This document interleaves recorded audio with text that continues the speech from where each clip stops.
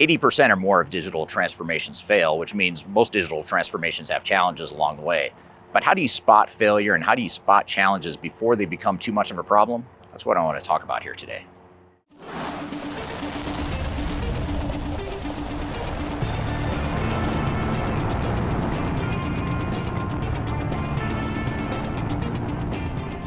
My name is Eric Kimberly. I'm the CEO of Third Stage Consulting. We're an independent and tech-agnostic consulting firm that helps clients throughout the world with their digital transformation journeys.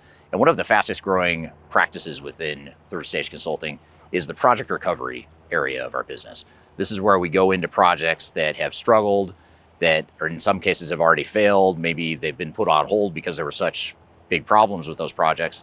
And in other more extreme cases, we also have expert witness work that we do. We'll go in and help lawyers figure out what happened in these projects, what the failure points are, and then the lawyers fight over whose fault that all is. The reason I bring all this up is because we see a lot of common patterns and we see a very consistent process that works really well for not only analyzing troubled projects, but also identifying risk and mitigating those risks and getting the projects back on track. And it's one of these things where a lot of times organizations double down when they start to get in trouble. They get told by their system integrator and the software vendor that everything's fine, this is just a normal part of the process. And in some ways, yeah, these are messy projects, but they don't need to be as messy as most of them are. And so having independent tech agnostic advice and a gut check on making sure these projects are on track and you do the right things to remediate them is something that's very important. So what I want to do today is walk you through a framework that we use, very simple, multi-step process that we use to help assess and remediate projects that are off track, and that's what I want to share with you here today. Now, if you'd like to learn more about lessons from other digital transformations and some of the takeaways that you can apply to your project, be sure to read our ebook called Lessons from 1,000 Digital Transformations. You can find that by scanning the QR code right here, or you can use the links below.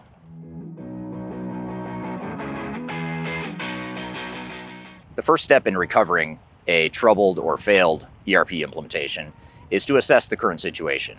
You want to look at what's been done so far, because chances are pretty high that you've done some really good things and your team has probably created some collateral and inputs and deliverables that you can reuse. And there's going to be other things that maybe aren't as valuable or things where the team has gotten off track. But the key here is to recognize and differentiate between the two, because you don't want to completely abandon the project as it's been so far necessarily.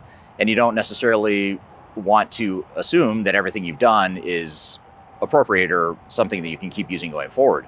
So the key here is to look at what did we do well, what haven't we done well, and what are the key takeaways and observations from that. So just to give you an example of more details of how we do that, I'm going to flash on the screen here for you our quality assurance framework that we use here at Third Stage Consulting. As you can see in this graphic, there's 13 different areas that we typically will evaluate a digital transformation depending on what stage in the project they are. And we actually use this same framework whether we're starting a project from the very beginning with a client, whether we're remediating a troubled project, or if we're analyzing a failure in relation to a lawsuit, we'll use the same framework. So it's very battle tested, and it's something we use with our own clients when we start with them. And as you can see in this graphic, there's many different areas and different lenses that we'll typically analyze these projects through. So we'll look at the technical aspects, we'll look at a lot of the change management, the human sides of change. We'll look at the program management, we'll look at the architecture and integration, we'll look at process improvement, overall alignment. Those are the types of things we look at. And the whole idea here is to give us a health check of what's going well, what's not. And inevitably you end up with a laundry list of a lot of different things that you're not doing well, that you could be doing better. And you'll also have a laundry list of things that you've done well that you want to keep doing. So the key is to take that time out, to pause, to slow down, take a deep breath, and objectively look at the status of the project and really get to the root cause of why the project has gotten to where it is.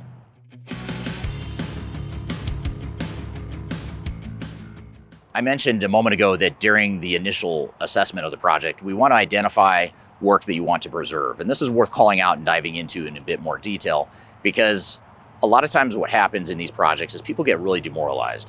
They feel like the project is completely off track, which maybe it is, but they don't see a path forward on how to get it back on track, and they feel like all the work they've done to date is a total waste of time. And what we typically find in these projects is that that's usually not the case. Usually the case is that, yeah, there's some things you didn't do well, you could have done better, but there's also a lot of things that have been done well. It's almost like you've got all these pieces of a puzzle in front of you, and the team has created a lot of those pieces of the puzzle. They are actually part of the puzzle. They're important pieces, but they haven't figured out how to put it all together yet. So we have to identify what are those pieces of the puzzle that are valid and legitimate, but we just haven't figured out how to put them together yet. And how can we build on those and continue the momentum from that? And by doing that, a really important dynamic that it creates is it makes people feel better. They feel like, okay, this wasn't a total waste of time. We just need to pivot here, and we need to refocus our efforts and leverage what we've done, make it better, that sort of thing. And that has a huge impact on the organization. The worst thing you can do is say, we're completely abandoning everything we did. We're going to find a new vendor. We're going to start the whole project over, or worse yet, we're just going to do nothing because this was a failure.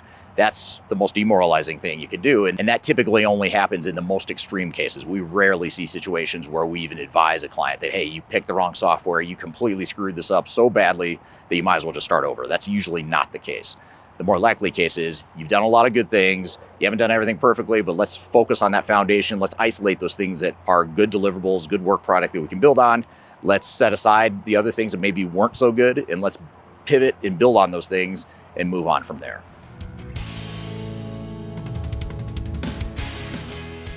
The next step in the process is to identify and prioritize failure points.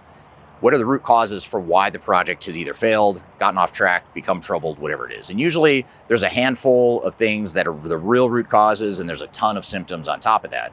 And usually that laundry list of root causes and symptoms is so great that there's no way you're going to tackle all that stuff overnight. You're not going to boil the ocean and fix everything that's taken months or years to get to this point.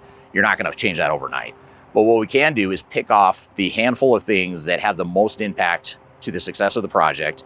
And again, we want to get down to the root cause, because a lot of times it's not the symptoms we want to fix. We want to get to those smaller subset of root causes. What are those things that we're doing that are causing all the other symptoms? For example, one of the common ones we see is that the team is not aligned. They're not in sync on what this project is, how it should be managed, how business processes should be defined, who should approve business processes, how much testing we should do, how much change we're willing to take on.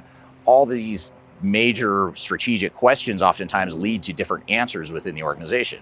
And oftentimes that is the root cause of why all these other things happened. Another example is when we don't invest in change management. If we don't focus enough on helping people navigate change, what ends up happening is you start to see other symptoms. Like, for example, the team pushes back on the out-of-the-box functionality of technology, and they want to over-customize the software. Well, on the surface, you may say, well, we'll just tell them not to over-customize the software.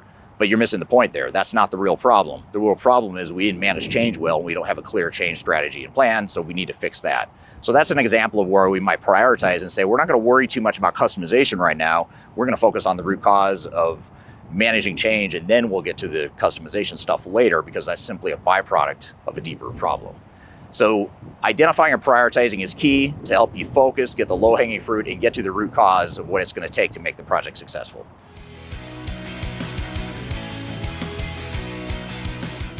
Now, once you've evaluated a project, you've gotten a health check, you've assessed everything, you've prioritized the root causes of what's causing the challenges in the project, now you create the go-forward plan. This is where we say we've identified the problems, now we need a solution. We need to remediate.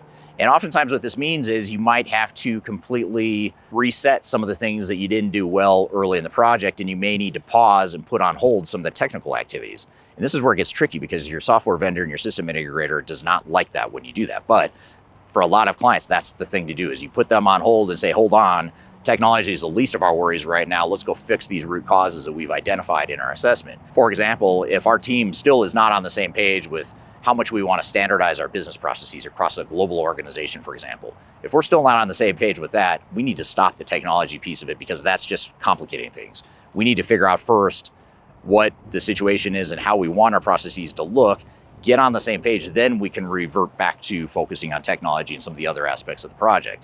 But until we address that key root cause, we're just wasting time, and we're likely to create more problems by focusing on some of the other tactical things.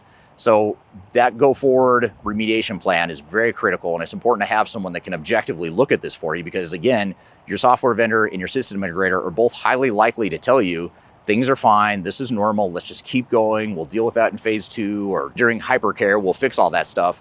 You need to look past that and understand that they have an incentive, an economic incentive, to ensure you keep the project going from their perspective. And you will keep the project going, you just might do it without them for a short period of time. And you need to focus on what it's going to take to remediate the real root causes of the project. So I hope this has given you some guidance on how to address a troubled or failed implementation. If you feel like you're in a situation where the project is troubled, maybe it's completely failed, or maybe you're not even sure, you think there might be trouble on the horizon, but you don't know what you don't know, then feel free to reach out to me. I'd be happy to do a free assessment of your project, give you a quick gut health check, and our team and I would be happy to take a look at that with you and have an informal conversation just to get the ball rolling on understanding what you might be doing better, what you might be able to improve on your project. So I've included my contact information below. Feel free to reach out to me via email. You can also connect with me on social media to find me there. So I hope you found this information useful and hope you have a great day.